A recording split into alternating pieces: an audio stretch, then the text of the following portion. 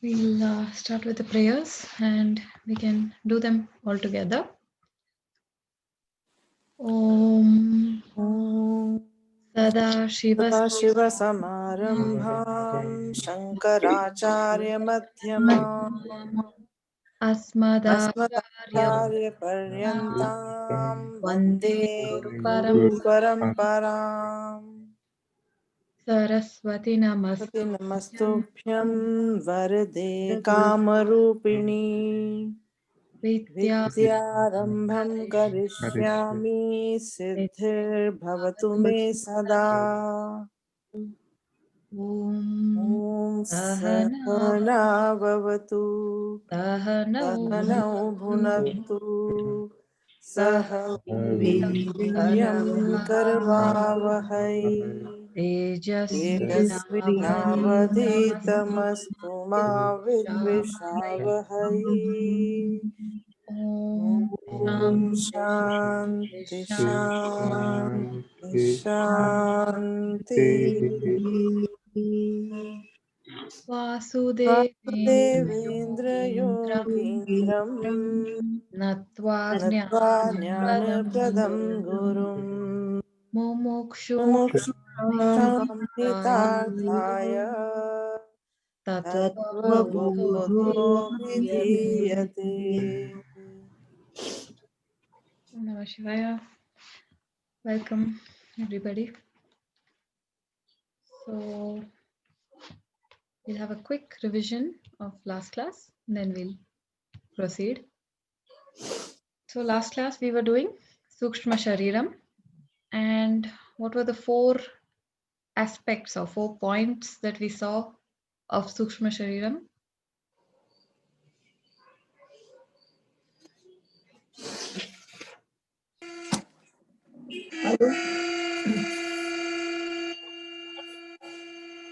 Yes.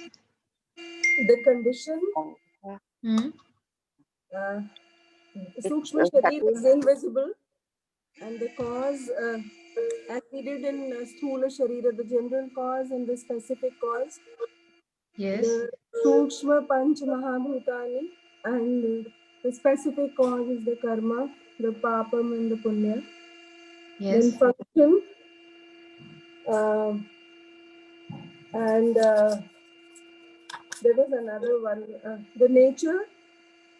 Function and function of the Sukshma Sharira. And what is the function? Experience. It is an instrument for experiences. And then the last one? Nature, changing nature. Changing nature. And we also did the fifth component, which is constituents. Yes, the constituents. 17 instruments. 17. Yes. 19 constituents. So we saw Sukshma Sharira in 4 points. And there is also a fifth point which we were seeing. The 4 points are condition, cause, function, and nature. Condition is that it is Sukshma, it is subtle, invisible to the sense organs, and partially knowable to the owner. Then the next one is the cause. General cause is the subtle 5 elements. And the specific cause is the karmas. Then we have the function. It is the instrument for the experience of pleasure and pain. And then the nature. It is of a changing nature and it has a much longer life than the sthula shariram, the physical body. So Sukshma Shariram, as if destroyed only at moksha. Okay. Then we were seeing the components. How many constituents are there for the Sukshma Shariram? And we said the author has listed 17, but actually there are 19. For some reason, 2 are not mentioned in Tattvabodha. We don't know if the author intentionally left them out or if it was lost in the manuscript. So there are 2 more that we will see. Okay, and now today we were seeing the different components. So now we will move on. So these are the 17 constituents listed by the author. 5 Jnanendriyas, 5 Karmendriyas, 5 Pranas, 1 Manaha, 1 Buddhihi. The remaining 2 are Ahamkaram and Chittam. Okay, we'll see that in some time. Now 5 sense organs, we saw this last time. So Shrotram, Tvak, Chakshu, Rasana and Granam. These are the 5 sense organs and they correspond to ear, skin, eyes, tongue and nose. Now, as I pointed out last time, it must be remembered that we are not talking about the physical anatomical part. Okay, we are talking about the invisible power that operates these physical parts. Okay, so even though you can see the eyes, we are not talking about the physical eyes. We are talking about the power of seeing. And that invisible power is what belongs to the Sukshma Shariram. The physical eyes belong to the Sthula Shariram. Okay.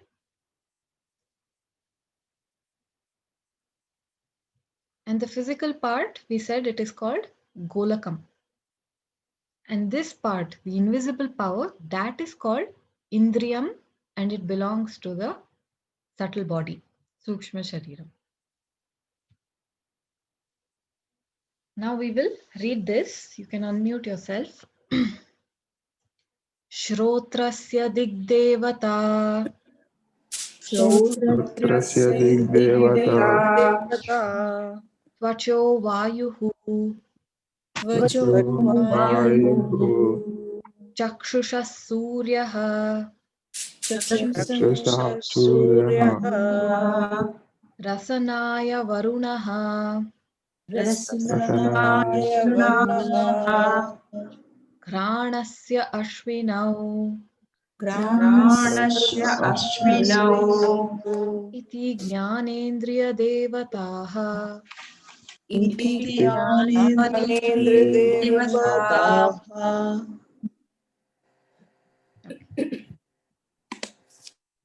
So, every faculty that we have has only a limited power. Okay, so let's take the example of the eyes. So we all know about the electromagnetic spectrum, right? There is infrared up to, then there's ultraviolet, then it goes beyond that also, radio waves, microwaves, all of that. But the visible portion of the spectrum for our eyes is a very small bit, right? The Vibgyor portion, the colors that we can see, it is a very small portion of the electromagnetic spectrum. And actually there is much more. And there are some creatures, they can see certain things that we can't see, right? And if you take the case of ears, if you have seen dogs, they can hear certain things that human beings can't hear. And if you see other animals, they have a superior sense of smell or superior sense of sight, hearing, sometimes inferior, sometimes superior. So each of us has got only a limited portion of that power. It is finite, right? That faculty is finite in nature. So for every faculty, there is a corresponding totality of that power, a corresponding total potential. Okay. So for example, if you take the vision, the sight, there is a corresponding total potential. Okay. And that totality at the macro level, at the universal level, that is called as Devata. Okay. Now, Devata is a very unique concept in Vedanta. It does not refer to individuals. So all your previous definitions of the word Devata, please keep it aside. And this is the definition in Vedanta. Okay, it is the corresponding total power of any faculty, and that is called as Devata. Okay, any questions?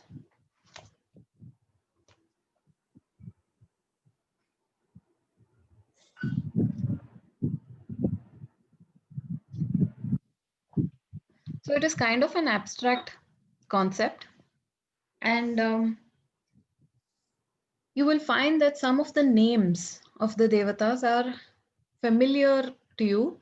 They appear in some of the Puranic stories and other, texts and stories that we may have heard. But try not to go too much into an investigation about drawing correlations between this and that. In Vedanta, it is an abstract concept. Here, you start to progress in this path when the question starts changing from who is a Devata to what is a Devata. The question has to start changing. It is not who is God, it is what is God. Then there is progress in this path. And in the Puranic stories, you will find a lot of correlations. And while that, may have some relation here, we will not investigate too much into that because it is not a very fruitful exercise and it doesn't lead anywhere. Okay. And the thing about Puranic stories is that we must remember to take the Puranic stories the way you take a chocolate. What do you do with a chocolate? You throw the wrapper and you eat the chocolate, right? So when you hear these stories, Puranic stories, you throw away the entertainment part of the story and keep only the core message. The core teaching of the story is to be retained. Everything else is for entertainment purpose, just to simplify. And it is the same with this concept of Devata. Here we are talking about the totality of the power at the macro level. So for each sense organ, we have a corresponding Devata. And these are the names of those Devatas. So Shrotram. Shrotram is the ears. So what is the Devata for Shrotram? It is Dig Devata. Then Tvacho Vayuhu. Vayu is the Devata for Tvak, skin. Then Suryaha. Suryaha is the Devata for Chakshu, the eyes. Then Varunaha is the Devata for Rasana, the tongue, the instrument for tasting. Then Ashwinau is the Devata for Granam, the nose. Okay. Iti Jnanendriya Devataha. These are the Devatas for the Jnanendriyas. Okay. Any questions?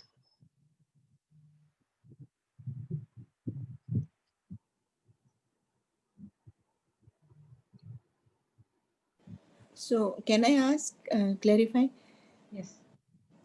So Devata, even you said like human eye cannot see everything and human ear cannot listen to every wave. So Devata will have perception of whole of the electromagnetic waves, or it is or the animal kingdom or the plant kingdom. Like Devata is not a person. If you imagine Devata as a person, then you will get this question. Devata is not a person. It is that total power itself of seeing. okay, yeah. So it will have everything. It Thank is you. everything. Yeah, yeah. It will consist of everything. Thank you. Yes, it is the total power of seeing. யாரும் In the பண்ணிட்டு whole உள்ள போ- universe, not just on Earth, whole universe. மேலேயே ஆரம்பிக்கிறியா இல்ல Yes. கீழே வச்சிரு கீழே வர வை ஏன் போய் போய் பார்க்க முடியாது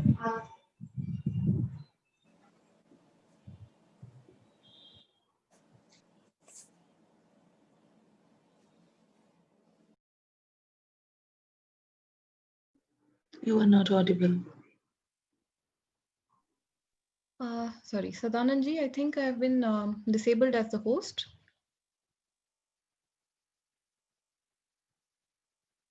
Can you please check? Yes, thank you.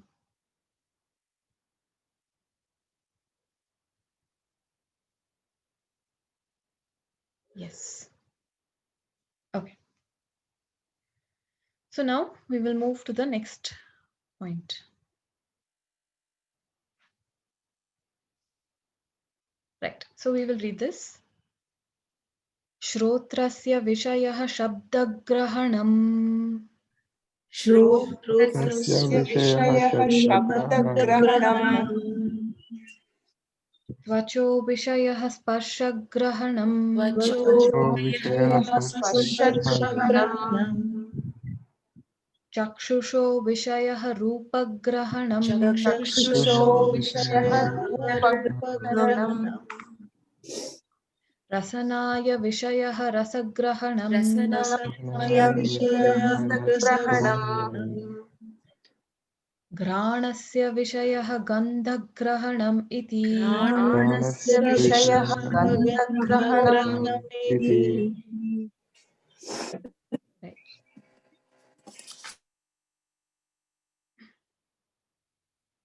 So this is about the function of the sense organs. Now it's nothing new. There's not much explanation in this part. So the author is talking about the function or the field of operation of each of the sense organs. The word Vishayaha here means function or field of operation. Okay, so he's telling Shrotrasya Vishayaha, the function of Shrotram, the ears, is obviously hearing, right? So he says Shabda Grahanam. Shabda here means sound. Okay, not just words, but all manner of sound is grasped by the Shrotram. Grahanam means to grasp, and then Shabda Grahanam means grasping of sound. Then Tvacho Vishayaha. Tvak is the skin and Vishayaha is the function. So the function of the skin is Sparsha Grahanam. Sparsha means the sensation of touch. Grahanam is to grasp. Okay. Then Rupa Grahanam. Rupa obviously is the color and the form. And that obviously belongs to eyes, Chakshu. And here when they say Rupa, it includes color and form. Okay, both. Then Rasa Grahanam. Rasa is taste. So the function or the field of the tongue is grasping taste. Then finally the nose, Granam. So function, the Vishaya of Granam is Gandha. Gandha is smell. Okay. So this is fairly straightforward, not much explanation required because we know this from experiential knowledge, right? We all have the experience of this, so we know this. Now there is one interesting point to observe here, that the whole world is only available to us in these 5 ways. If you think about it, your whole knowledge of everything in the world exists only in these 5 forms. Even if there is a 6th something available in the world, it is not available to you because we don't have that organ to grasp that, right?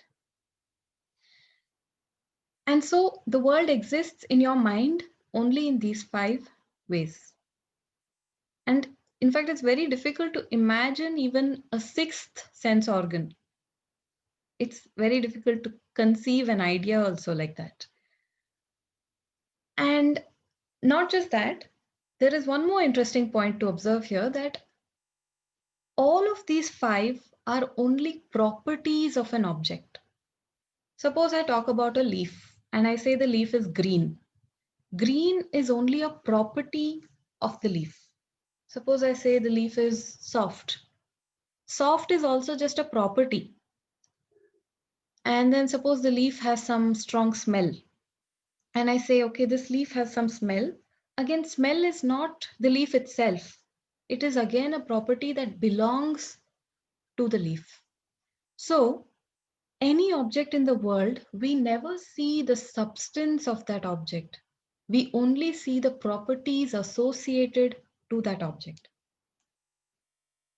We never see the substance, we only see property of the object. And those properties are in these 5 ways of the sense organ. Okay, so this is something to think about, wonder about. I'll just pause here for any questions.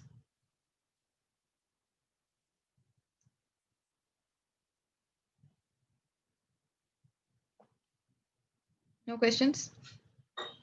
Yeah, I have a question. Yes. Then what are thoughts and how these thoughts are related to the sense organs? Is it a separate uh, thing to grasp things, or is it a generation of these 5 objects? The thoughts also mostly exist in these 5 ways. There is no Okay. 6th way. It is just very subtle and it feels like that object is separate, my thought is separate. But actually, if you think about it, without your sense organs, your thoughts also would not exist. If all 5 of your sense organs were closed off, can you imagine the nature of the mind? No. That is the Okay. relationship. The world exists only in your mind. It doesn't exist outside. No, but it feels like when you feel something, you are connected to it, you are fused to it. But when you come out, the fusing or the connection is lost after you experience that thing. So It's a very good question. In fact, this is the very answer that we are seeking, that what is that thing that fuses? Atma, What is Atma?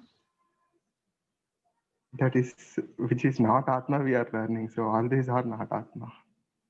Yes. This very, very fundamental question, that what, what you asked, leave Atma aside, but what you asked about what is the thing that fuses to these, what is the thing that allows these thoughts to happen? Mind. What is the nature of a thought? It is not just mind. Mind is also finally just an organ. Medha ji, Yes. Medha ji, Yes, please. is it the consciousness that connects the thoughts with these 5 indriyas? Yes. But what is consciousness? It's a very elaborate discussion in the Sorry, Upanishads and that's Vedas. what we are trying to Yes. understand. That is the root and the final, the culmination of all of this. So that we will slowly, we're building towards that. Okay. Thank you, Ji. Thank you. Okay, so the question you asked about the thoughts and the objects outside, it takes deep introspection, but as we go on, it will become more and more clear the nature of the mind, the nature of the sense organs, and the nature of the external world, and what is the connection between all of these things. And are they really separate, or are they, do they all really exist? All these questions you will see as you progress. Okay, thank you.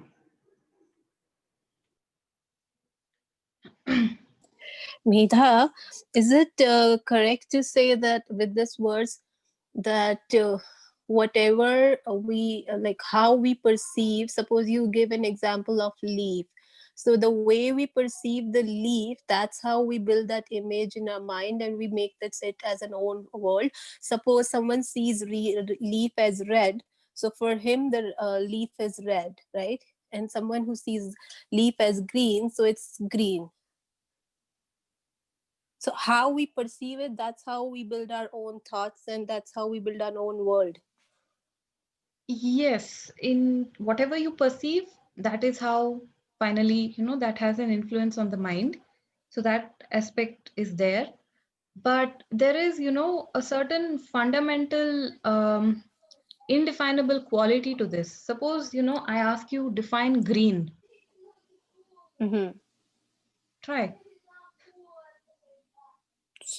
The green, I would say, which has been taught to me, like which has been shown me from the birth, like this color is green, so I would say this is green. If someone taught me like this red is green, so I would take that red as green. But you're not defining it. You're just saying this is green. I'm asking for No, a yeah, so definition that's using words. Mm-hmm. See, suppose, okay, have you eaten cake? Mm-hmm. And what does cake taste like? Like sweet. Okay, I have never tasted or experienced sweet in my life. Can you please explain to me what is sweet? No, I can't. It can only be tasted. That's how you feel. Yes. You can. Yes, it's a very experiential, fundamental, non-definable thing. And it is common for everybody. Mm-hmm. So it is not possible to, teach somebody what is sweet or what is green. It is Yeah, only I an agree. experiential knowledge. But it is common, mostly common for majority of the people.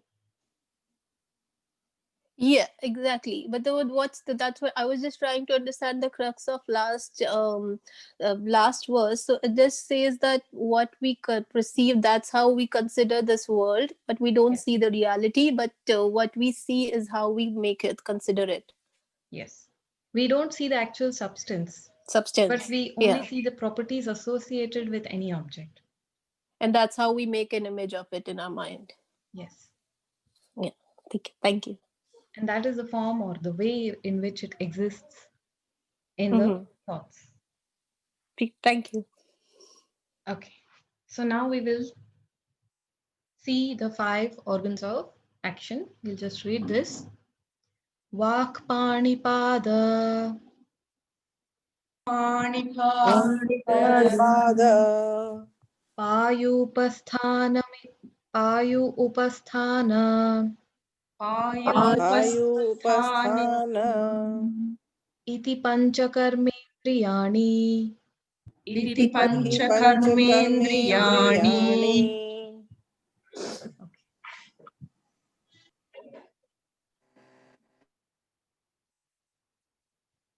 So now we are on the topic of Karmendriya, the 5 organs of action.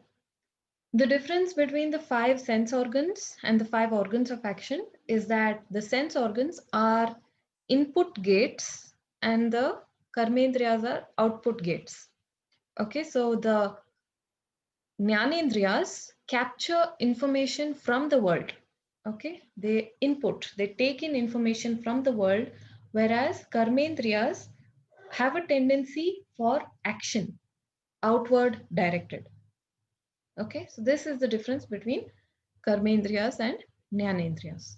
And that is why the name is Jnanendriyas. Jnana means knowledge. So these organs give you knowledge about the world, whereas these are Karmendriyas. The word karma means action.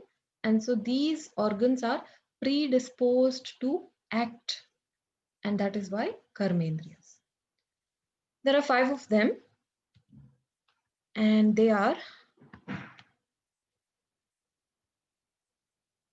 in this one big compound word, it breaks into 5 pieces. And so they are Vak, Pani, Pada, Payu, Upasthana. Okay. So these are the 5. And Iti Pancha Karmendriyas. Iti. So these are Pancha, 5 Karmendriyas, organs of action. Vak refers to the mouth, the organ of speech. Pani is the hands. Pada is the feet or the legs. Payu is the organ of evacuation or excretion. Upastha is the organ of reproduction. Okay, now again, you must remember that we are not talking about the physical organs. We are talking about the invisible power behind these organs that operates or allows these organs to function. Okay, so not the physical anatomical parts themselves, but the invisible Shakti behind them. So again, they also have Devatas. We will read this. Vacho Devata Vahannihi Vahannihi Vacho आचो Devata देवता Vahani वहिनः Vahannihi वह्निः Hastorindraha हस्तयोरिन्द्रः Padayor Vishnuhu पादयो विष्णुः Payor Mrityuhu पायोर्मृत्युः Upastasya Prajapatihi उपस्तस्य प्रजापतिः Iti Karmendriya Devataha. Iti कर्मेन्द्रियदेवताः Right. So again, we come to the topic of Devatas. Here also it is the same understanding that it is the totality of that power. And here the names corresponding to each faculty or organ is given. So Vachaha is the mouth or the organ of speech. The Devata is called Vahannihi. Then Hasta is the hands. For the hands, this Devata is called Indraha. Okay. Padaha, feet, the Devata is called Vishnuhu. Payu, we discussed, is the organ of excretion, and that Devata is called as Mrityuhu. And finally, Upastaha is the organ of reproduction, and the Devata is Prajapatihi. Okay.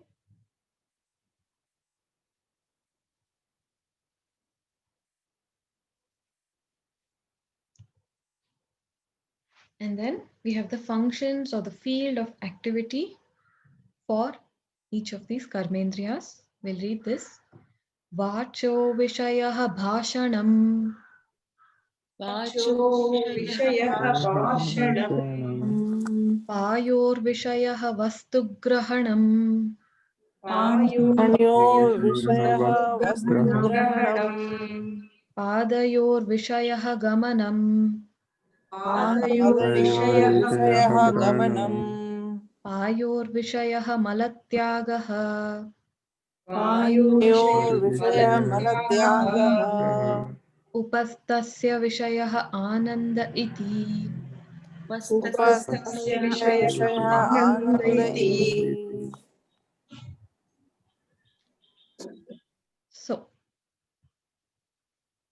it is fairly obvious what the function of each of the karmendriyas is, but still the author has specified, so we will see it. Vachaha, the organ of speech. Bhashanam.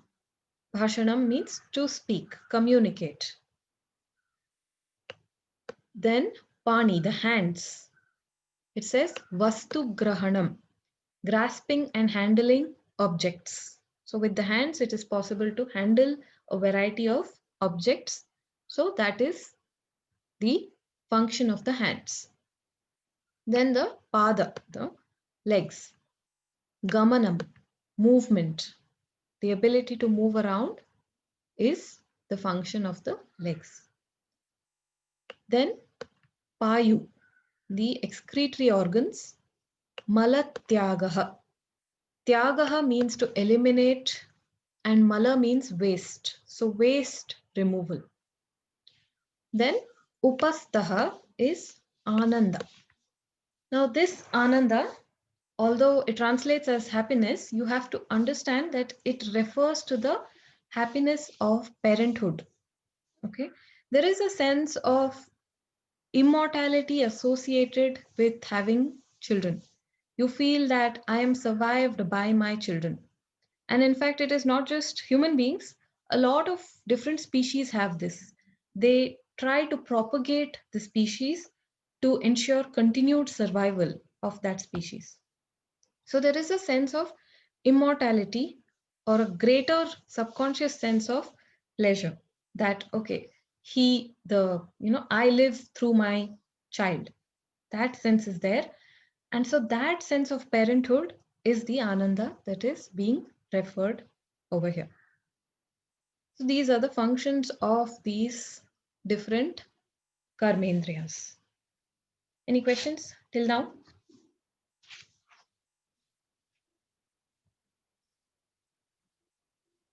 Okay. So we have finished 5 plus 5, 10 out of 19. Okay. So 9 more to go now. And with this, we will start with the topic of Pancha Prana. Now, this topic is not mentioned in the Tattvabodha text. So we don't know. It may have been lost in the manuscript. But there are other sources available, other texts that talk about the Pancha Prana. So we will still discuss it. But here in Tattvabodha, it is missing. Okay. Now the prana refers to the physiological systems, physiological functions of the body. There are 5 main pranas, and I think most of you are yoga teachers, or at least a good number of you are yoga teachers. So you should be able to tell me the Pancha Pranas. Upan Pran, Upan Vayu, Samana, Vyana, Udana. Yes. Prana, Apana, Samana, Vyana, Udana. Okay. So pranaha refers to the respiratory system. And remember, again, we're not talking about the physical systems. We are talking about the power behind the systems. Okay. So the respiratory power. Apanaha is the evacuation, the downward moving force, which tends to evacuate or remove from the body. Vyanaha is the circulatory power. Samanaha is the digestion, the ability to metabolize or transform the food into energy. And Udanaha is a peculiar system. It is the emergency or the reversing system.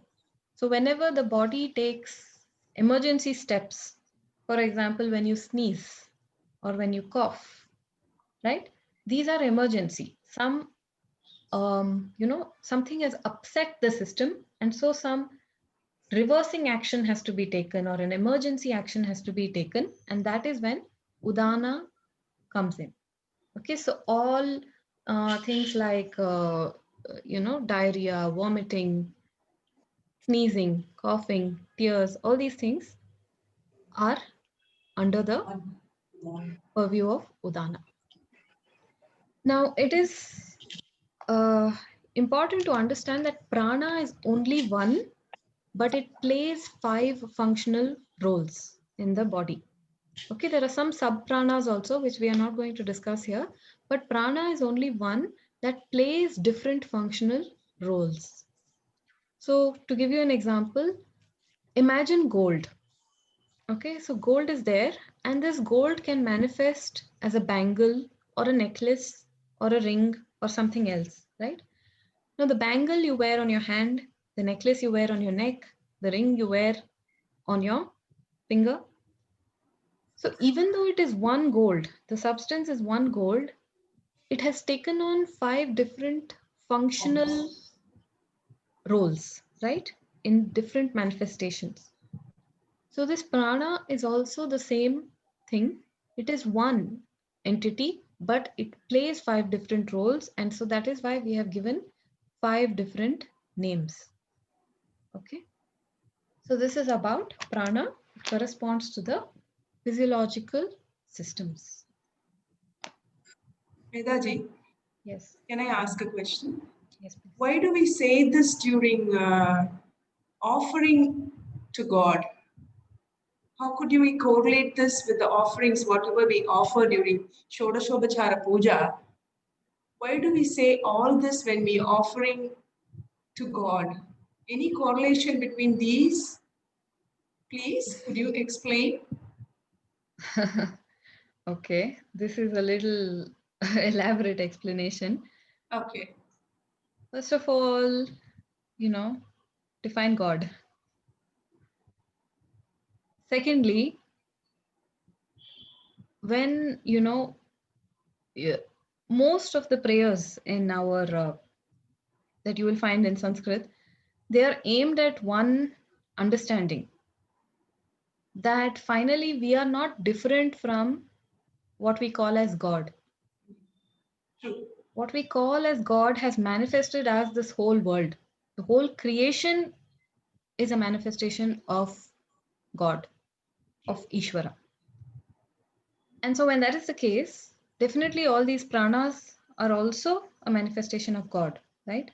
And that is what is keeping this body system alive. So it is in reverence with that fact and reminding ourselves of this idea that this is one of the ideas. And as we go on, few more ideas will clarify. Thank you so much. Thank you, Ji. If you know the very famous verse from Bhagavad Gita, Brahmarpanam Brahma Havihi Brahmagnav Brahma. Yeah. Brahmanautam Brahmaiva Deva Antavyam Brahmana Brahma Karma Samadhina. If you know that famous verse, you will, and if you know the meaning, it says that the fire into which you offer the ghee, Food. that is Brahman, God. The ghee that you offer, that is God. That spoon with which you offer, that is also God. And me, the one who is offering, I am also God. So actually, there is no difference. So that is the final idea that we move towards. Thank you, Ji. Thank you.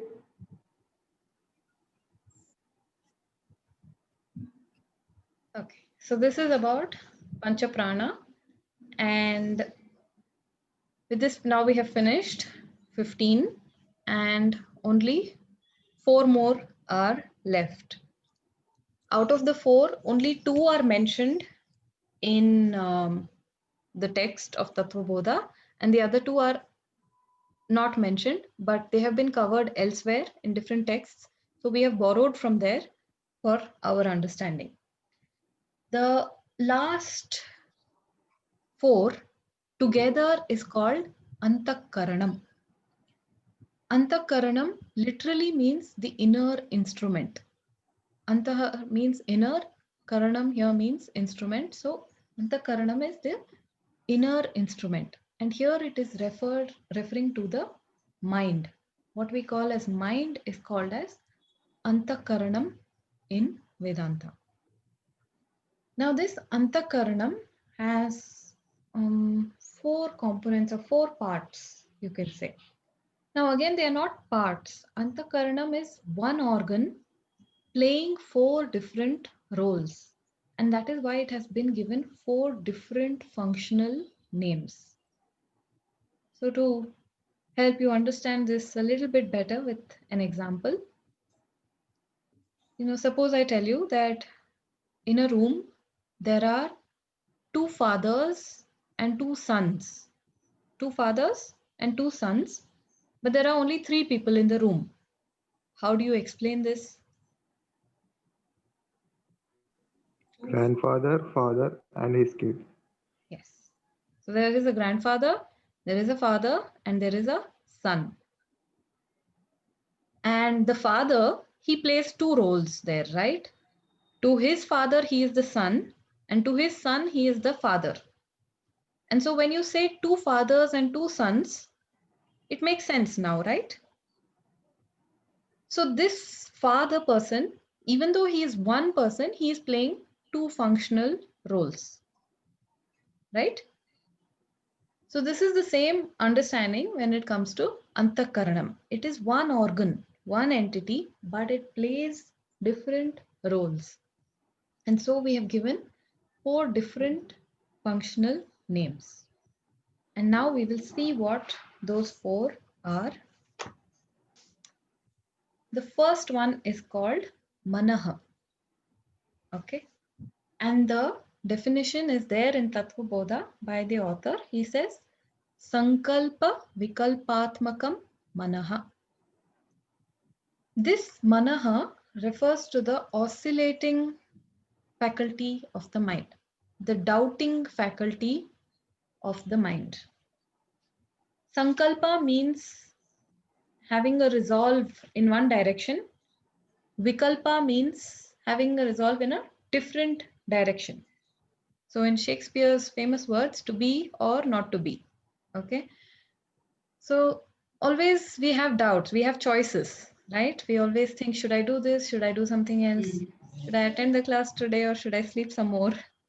Right? So many choices, always. This oscillating, doubting faculty of the mind, that is called as Manaha. Okay, and the author has defined as Sankalpa Vikalpa, back and forth. Okay, to be or not to be. This doubting, oscillating, going back and forth, this aspect of the mind is called as Manaha. This Manaha is also the seat of all emotions. It is also the emotional faculty of the mind. So it is the doubting faculty and the emotional faculty. Then the next aspect of the mind is called Buddhihi. Nishchayatmakam Buddhihi. Nishchayatmakam. Nishchaya means to resolve, to decide. So finally, when you decide in the morning, yes, I will attend class today, that is Buddhi. Okay. And this Buddhi is the intellectual or the rational faculty of the mind. It is also the deciding faculty. The decisiveness is the domain of Buddhihi, whereas the oscillation, the back and forth, is the domain of Manaha. Okay. So that is Manaha, then Buddhihi. Then we have Chittam. Chittam refers to the memory faculty. And it can be the memories that are available to you as well as the memories that are not available to you in the subconscious. So the mind is a very, very sophisticated organ. Okay, so it at every moment, waking moment, it is recording. Okay, all the time it is recording everything. Now, if you think about it, when you watch a movie and if the movie is 2 hours long, it's about 3 GB, I think. Okay, and it is just audio and video. But your mind records the whole day, every moment you are awake, and not just audio, video, but also all the other organs, the smell, taste, touch, and it records your own internal reactions, your emotions and thoughts to every external interaction that happens. So it records the interaction also, and it records the experience, to that interaction. So it is a very, very sophisticated device. Now you may get the question that many of my memories are not available to me. You can't access. And when you think about it, it is kind of true. You can't really remember what you had for breakfast last Monday, right? It's difficult to bring that to mind. But that doesn't mean it's not there. It is there. It is just a little bit out of reach. And there are a lot of meditation techniques and also modern psychological techniques that help you access deeper parts of the memory. But, in Vedanta, we say it's not really necessary. You have to question, is this really relevant to my life? If I get back all those memories, and not just from this life, but from all previous lives, is that much information really relevant? What you need, you already have. More than this, you know, it's difficult to handle. Already what is there, it's difficult to handle. Trying to get more and more memory, going into past life regressions, trying to, access everything. It's, is it really needed is the question. So the memory records everything, it holds everything. Sometimes the access is not there, but that doesn't mean that the memory itself is not there. It is there, but just out of reach. Okay, so this is Chittam, the memory faculty of the mind. Right. Then we have the Ahamkara. Now, in Hindi also the word Ahamkara is there, and in Hindi the word means pride or ego. Here we are not talking about pride or ego.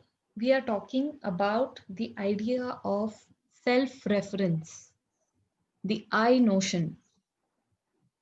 It doesn't necessarily have to be pride, but there is a notion that everyone has, that there is me and then there is everything else. This idea of individuality, the idea of separation from everything else. This much is me and then everything else is not me. This notion is what is called as Ahamkara, the self-reference. So if you say, I am writing, actually the hand is writing, right? Assisted by the mind, assisted by the intellect or whatever. But you say, I am writing. So you have identified yourself with this action of writing with the hand, and this idea of identification, that is Ahamkara. So this identification with the body, mind, sense complex is the Ahamkara. This 19th one, Ahamkara, is the one that identifies with all the other 18. Okay, and it is the I notion, the idea of me. There need not be pride associated with this, but everybody has a sense of individuality, and that is what we are talking about when we say Ahamkara. And these four put together is what we call as Antakaranam, the inner instrument. Sometimes we also call it the sixth Indriya, the sixth sense organ, but it is Antakaranam, the technical name. Okay, any questions? What's the verse for Chittam and Ahamkara? Like, It's not there. Missed? In Tattvabodha, the author has not mentioned Chittam and Ahamkara. Manaha and Buddhi he has talked about, and that is the verse that is there on the screen, the Sankalpa Vikalpatmaka Manaha and Nishchayatmakam Buddhi. Till there, it is there in Tattvabodha. Chittam and Ahamkara is not mentioned. Probably it was lost in the text, but it is available in other texts, Chittam and Ahamkara, like Viveka Chudamani and others. And in fact, in Tattvabodha itself, later on, again, the author himself mentions Chitta and Ahamkara. He brings it up at a later point. But here he has not mentioned, but for our understanding, we are covering it here. Medha ji, you just mentioned intellect. Yes. So is buddhi equal to intellect, or it is interaction of everything? No, it is intellect. It is the intellectual or the rational faculty, buddhi. Buddhi, okay. Yes. Thank you. I have a question. Ma'am, what is intuition? Intuition is, well, you are talking about the extrasensory perception? Yeah, like sometimes we say that I have this intuition, I have this gut feeling. So is that coming from memory, or is it like a separate faculty? It comes under the category of ESP, extrasensory perception. They are said to exist, but we don't investigate too much into this. Neeraj, I have a question. Yes. So Chittam is a storehouse of all our memories, right? Yes. So all the movies we watch and every event that occur in our life, so it stores there, no? Yes. So does it have an impact on our perception? Like if we watch too many movies, so does it affect our, how we experience the world and You tell me from your experience, what is your idea of? Yeah, it does. That's the answer, no? Yeah. They all are very intricately related to each other. All the four are intricately linked to each other. And so obviously they do influence each other. So if you watch a lot of sad movies, you will feel sad emotionally. Right. Thank you.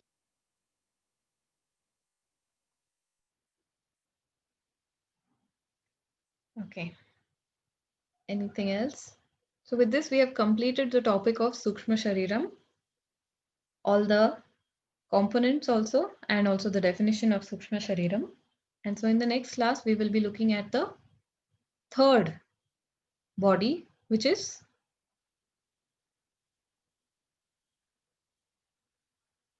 Karana Sharira. Karana Shariram, right? The Causal. causal body. So we finished physical body and the subtle body. And the next class, we're going to see Karana Shariram. Okay, so we will stop for today and we will end with the prayers. Om Purnamada Purnamidam Purnat Purnamudachyate Purnasya Purnamaya Purnamevavashishyate Om Shanti Shanti Shanti Harihi Om Shri Gurubhyo Namaha Harihi Om. Thank you, Medhaji. Thank you, Thanks a ma'am. lot. Thank Thank you. Thank you, Thank you. Medhaji. Thank you. Thank you Have a so good much. weekend. Thank you. Thank you so Thank much. you. Thank you, Medhaji. Thank you.